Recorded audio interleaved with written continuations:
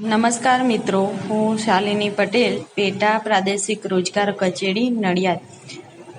આજે આપણે મિત્રો કેન્દ્રીય અનામત પોલીસ દળમાં પેરા ચિકિત્સા કર્મીની ભરતીની વાત કરીશું. જેમાં ગ્રુપ બીમાં ફર્સ્ટ નિરીક્ષણ પોસ્ટની વાત કરીએ તો જેમાં આહાર વિશેષજ્ઞ કુલ એક વેકન્સી છે, જેનું એજ્યુકેશન છે હોમ સાયન્સ અથવા તો હોમ ઇકોનોમિક્સ વિથ ન્યુટ્રિશન વિષય સાથે કરેલું હોવું જોઈએ. સેકન્ડ છે ડિપ્લોમા ઇન ડાયગ્નોસિસ અથવા તો master degree in home science, જેમાં ફૂડ એન્ડ ન્યુટ્રિશન વિષય પર કરેલું હોવું જોઈએ. હવે ઉંમરની વાત કરીએ તો 30 વર્ષ સુધી એપ્લાય ઉમેદવાર કરી શકે છે, પણ જો ગવર્મેન્ટ સર્વન્ટ હોય તો 45 વર્ષ સુધી છૂટછાટ આપવામાં આવે છે. સેકન્ડ છે ઉપનિરીક્ષણ, જેની કુલ ટોટલ સંખ્યા છે 175. એજ્યુકેશનની વાત કરીએ તો 12 પાસ કરેલું હોવું જોઈએ, પ્લસ GNM એટલે કે તરીકેનું રજિસ્ટર સેન્ટ્રલ નર્સિંગ કાઉન્સિલ અથવા તો સ્ટેટ નર્સિંગ કાઉન્સિલમાં થયેલું હોવું જરૂરી છે.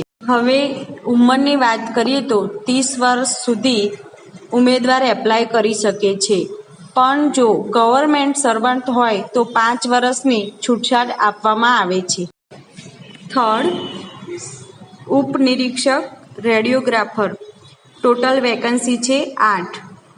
એજ્યુકેશનની વાત કરીએ તો 12 સાયન્સ કમ્પ્લીટ કરેલું હોવું જોઈએ. ડિપ્લોમા અથવા તો સર્ટિફિકેટ 2 વર્ષનો કોર્સ રેડિયો ડાયગ્નોસિસનો કરેલો હોવો જોઈએ. હવે ઉંમરની વાત કરીએ તો 30 વર્ષ સુધીના ઉમેદવારો એપ્લાય કરી શકે છે, પરંતુ ગવર્મેન્ટ એમ્પ્લોયર હોય તો 40 વર્ષ સુધીની છૂટછાટ આપવામાં આવે છે. હવે આપણે ગ્રુપ સીમાં સમાવેશ થતી પોસ્ટની વાત કરીશું, જેમાં ફર્સ્ટ છે સહાયક ઉપનિરીક્ષણ ફાર્માસિસ્ટ, જેમાં કુલ વેકન્સી છે 84. એજ્યુકેશનની વાત કરીએ તો 12 પાસ કરેલું જરૂરી છે અને 2 વર્ષનો ડિપ્લોમાનો કોર્સ ફાર્મસીનો કરેલો જરૂરી છે. જેમાં ફાર્માસિસ્ટ તરીકે ફાર્મસી એક્ટ 1948માં રજિસ્ટ્રેશન કરાવવું જરૂરી છે. હવે આપણે ઉંમરની વાત કરીએ તો 20 થી 25 વર્ષના ઉમેદવારો એપ્લાય કરી શકે છે, પણ જો ગવર્મેન્ટ સર્વન્ટ હોય તો 5 વર્ષની છૂટછાટ આપવામાં આવે છે. 5. સહાયક ઉપનિરીક્ષક ફિઝિયોથેરાપિસ્ટ, જેમાં ટોટલ વેકન્સી છે 5. એજ્યુકેશનની વાત કરીએ તો 12 સાયન્સ કરેલું હોવું જોઈએ અને બેચલર ઇન ફિઝિયોથેરાપી કરેલું હોવું જોઈએ અથવા તો ડિપ્લોમા 3 વર્ષનો કોર્સ ફિઝિયોથેરાપીનો કરેલો હોવો જોઈએ. ઉંમરની વાત કરીએ તો 20 થી 25 વર્ષ, એ પણ 1/8/2020 સુધીની ગણતરી કરવામાં આવશે. શિક્ષક ડેન્ટલ ટેકનિશિયન, ટોટલ વેકન્સી છે 4. એજ્યુકેશનની વાત કરીશું તો મેટ્રિક વિથ સાયન્સ અથવા તો 2 વર્ષનો ડેન્ટલ હાઇજિસ્ટ સર્ટિફિકેટ કોર્સ જે ડેન્ટલ કાઉન્સિલ ઓફ ઇન્ડિયા દ્વારા માન્ય હોવો જોઈએ. હવે આપણે એજની વાત કરીશું તો 20 થી 25 વર્ષની ઉંમર, જે 1/8/2020 સુધીની ગણતરી કરવામાં આવશે. 7. ઉપનિરીક્ષણ લેબોરેટરી ટેકનિશિયન, ટોટલ વેકન્સી છે 64.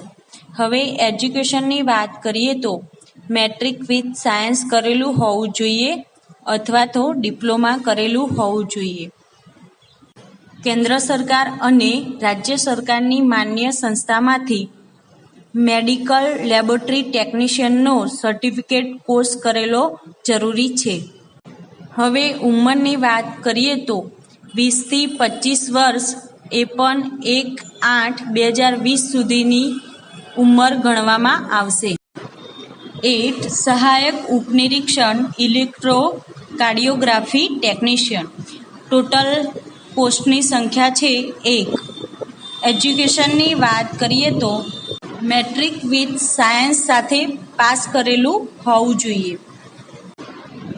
કેન્દ્ર સરકાર અને રાજ્ય સરકાર દ્વારા માન્ય સંસ્થામાંથી સર્ટિફિકેટ કોર્સ ઇલેક્ટ્રોકાર્ડિયોગ્રાફી ટેકનોલોજીનો કોર્સ કરેલો હોવો જરૂરી છે. એજની વાત કરીએ તો 20થી 25 વર્ષની એજ 1/8/2020 સુધીની ગણતરી કરવામાં આવશે. 8. Head constable, physiotherapy assistant, nursing assistant, medic. Total vacancy છે 88. એજ્યુકેશનની વાત કરીએ તો 12 પાસ કરેલું હોવું જોઈએ. 2 વર્ષનો ડિપ્લોમાનો કોર્સ અથવા તો ફિઝિયોથેરાપિસ્ટ સર્ટિફિકેટ કોર્સ માન્ય યુનિવર્સિટીમાંથી કરેલો હોવો જોઈએ. ઉંમરની વાત કરીએ તો 18થી 25 વર્ષ અને જો ઉમેદવાર ગવર્મેન્ટ સર્વન્ટ હોય તો 40 વર્ષની ઉંમર સુધીની છૂટછાટ આપવામાં આવે છે. Head constable, ANM, midwife. Total post છે 3. એજ્યુકેશનની વાત કરીએ તો 12 પાસ કરેલું જરૂરી છે. 2 વર્ષનો કોર્સ ડિપ્લોમા ANM કરેલું હોવું જરૂરી છે, જે ઇન્ડિયન નર્સિંગ કાઉન્સિલ દ્વારા માન્ય હોય. હવે એજ્યુકેશનની વાત કર્યા બાદ ઉંમરની વાત કરીએ તો 18થી 25 વર્ષ સુધીની ગણતરી કરવામાં આવે છે. ગવર્મેન્ટ સર્વન્ટ હોય તો 40 વર્ષ સુધીની છૂટછાટ આપવામાં આવે છે. Head constable dialysis technician. Total post છે 8. એજ્યુકેશનની વાત કરીએ તો 12 પાસ કરેલું જરૂરી છે. 2 વર્ષનો ડિપ્લોમાનો કોર્સ ડાયાબિટીસ ટેકનિશિયનનો કરેલો જરૂરી છે. આ ક્ષેત્રમાં કામ કરેલું હોય તેવો 1 વર્ષનો અનુભવનું સર્ટિફિકેટ જરૂરી છે. હવે ઉંમરની વાત કરીએ તો 18થી 25 વર્ષની ઉંમર ગણવામાં આવે છે, પણ જો ગવર્મેન્ટ સર્વન્ટ હોય તો ઉમેદવારને 40 વર્ષની છૂટછાટ આપવામાં આવે છે. 12. Head constable junior X-ray assistant.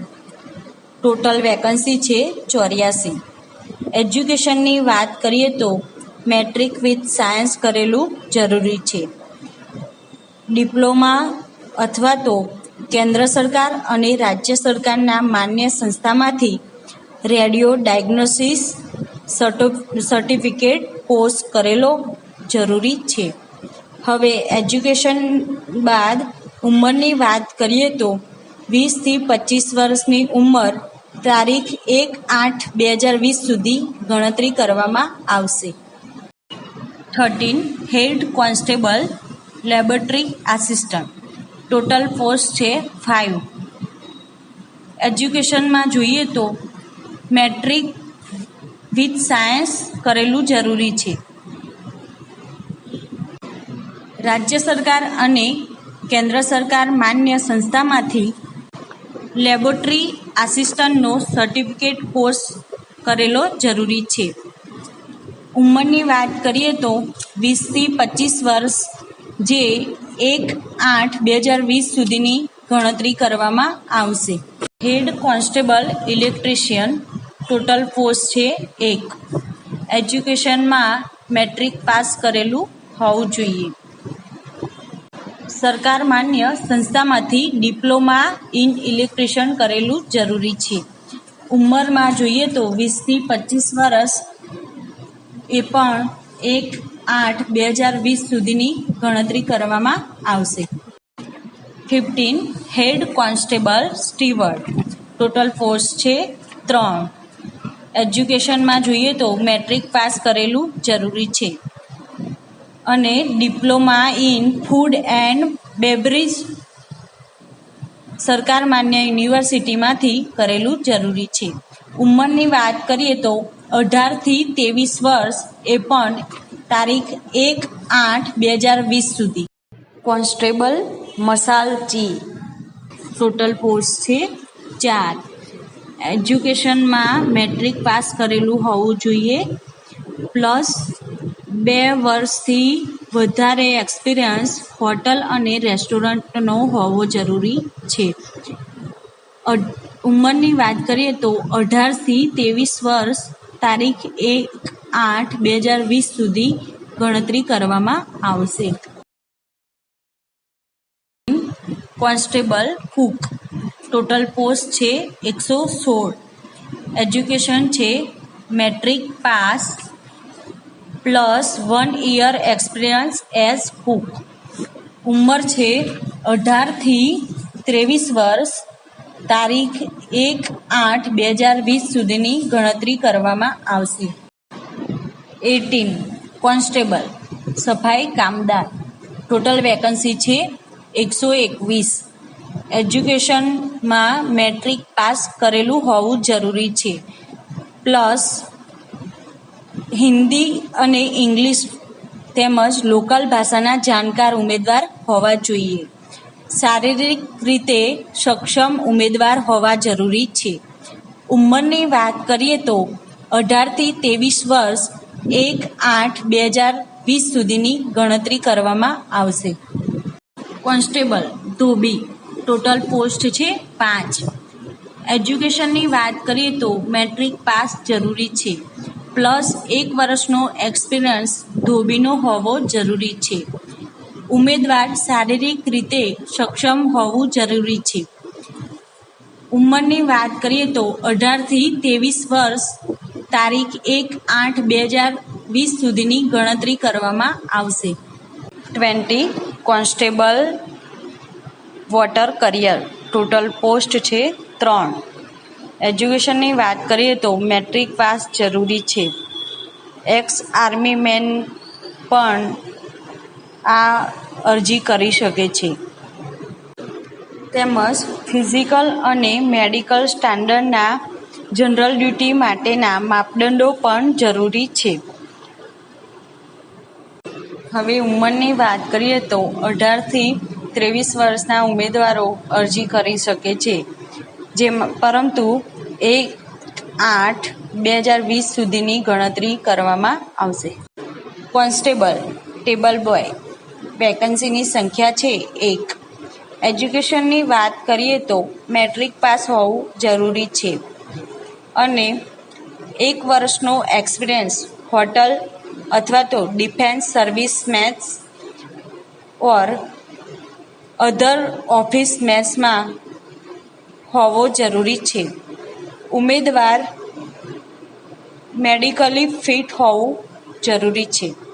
હવે ઉંમરની વાત કરીએ તો 18થી 23 વર્ષની ઉંમર તારીખ 1/8/2020 સુધી ગણવામાં આવશે. હવે મિત્રો આપણે ગ્રુપ બીમાં પશુ ચિકિત્સામાં સમાવેશ થતી પોસ્ટની વાત કરીશું, જેમાં ફર્સ્ટ છે હવાલદાર વેટેનરી. ટોટલ પોસ્ટની સંખ્યા છે 3. એજ્યુકેશનની વાત કરીએ તો 12 સાયન્સ વિથ બાયોલોજી કરેલું જરૂરી છે અને ડિગ્રી અથવા તો ડિપ્લોમા અથવા તો સર્ટિફિકેટ કોર્સ 1 વર્ષનો વેટેનરી થેરાપીક અથવા તો લાઇવ સ્ટોક મેનેજમેન્ટ સરકાર માન્ય યુનિવર્સિટીમાંથી સર્ટિફિકેટ કોર્સ કરેલો હોવો જરૂરી છે. ઉંમરની વાત કરીએ તો 18થી 25 વર્ષ ગણતરી કરવામાં આવશે, પરંતુ ગવર્મેન્ટ સર્વન્ટ ઉમેદવાર હોય તો 40 વર્ષ સુધી છૂટછાટ આપવામાં આવશે. 1 વર્ષનો એક્સપિરિયન્સ આ ફિલ્ડમાં વેટેનરી હોસ્પિટલ કે કોઈપણ સંસ્થામાં હોવો જરૂરી છે. Head constable lab assistant total post છે 1. એજ્યુકેશનની વાત કરીએ તો 12 પાસ વિથ બાયોલોજી સાયન્સ સાથે કરેલું હોવું જોઈએ.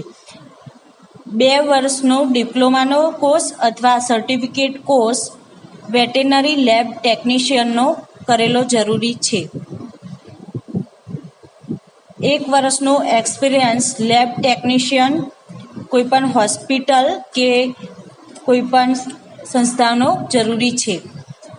ઉંમરની વાત કરીએ તો 18થી 25 વર્ષ સુધીની ગણતરી કરવામાં આવશે, પણ ગવર્મેન્ટ સર્વન્ટ હોય તો 40 વર્ષ સુધીની છૂટછાટ આપવામાં આવશે. કોન્સ્ટેબલ, રેડિયોગ્રાફર.